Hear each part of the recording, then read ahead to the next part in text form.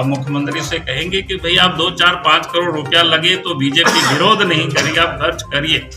सवाल झारखंड के 3.5 करोड़ लोगों का। अब वकीलों से आप सलाह लीजिए और इसी धरती पर स्थानीय और नियोजन नीति आप बनाइए। आप दूसरों को दोष मत दीजिए। 1932 खतियान के नाम पर हेमंत सोरेन सरकार ने राज्य की जनता को केवल ठगने का काम किया है। ये बातें पूर्व मुख्यमंत्री बाबूलाल मरांडी ने आज देवघर में प्रेस वार्ता के दौरान कही। उन्होंने कहा कि राज्य के मुखिया अपने नाकामी को छुपाने के लिए जोहार यात्रा कर रहे हैं, क्योंकि इन 3 सालों में उनके द्वारा कुछ काम तो नहीं किया गया। अब इस नाकामी को इस यात्रा के माध्यम से छिपाने की कोशिश की जा रही है।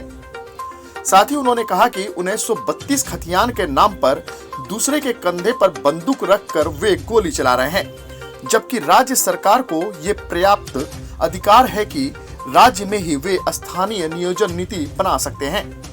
जरा आप भी सुनिए क्या कुछ कहा है पूर्व मुख्यमंत्री बाबूलाल मरांडी ने।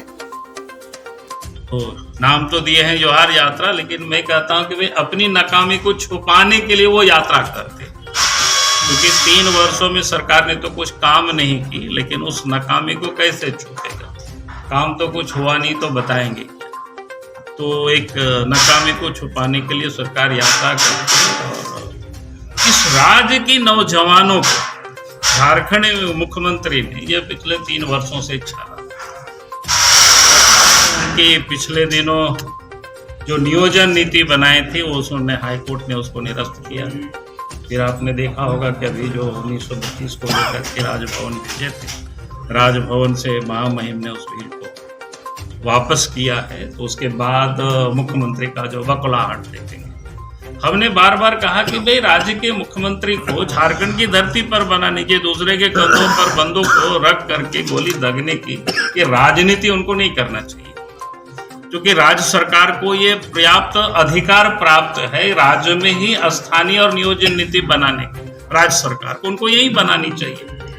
आप सब लोगों ने देखा होगा कि जब अपराध में सरकार या सरकार के मुलाजिम फंसते हैं तो उसे बचने के लिए नामी ग्रामी वकीलों को वो दिल्ली सुप्रीम कोर्ट से ले आते हैं। हम मुख्यमंत्री से कहेंगे कि भाई आप 2-4-5 करोड़ रुपया लगे तो बीजेपी विरोध नहीं करेगी, आप खर्च करिए।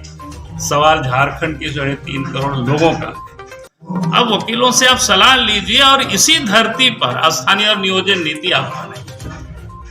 अब दूसरों को दोष मत दीजिए। कहने का अर्थ है कि अपनी नाकामी को छुपाने के लिए वो राजनीति कर रहे हैं और झारखंड के बच्चे सड़कों पर घूम रहे हैं।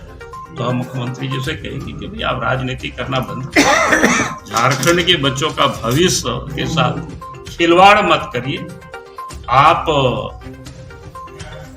सक्षम हैं, आप इसी धरती पर आप स्थानीय और नियोजन नीति बनाइए ताकि यहाँ के बच्चों की नियुक्तियां शुरू हो सके। सड़कों पर बच्चे भटके नहीं।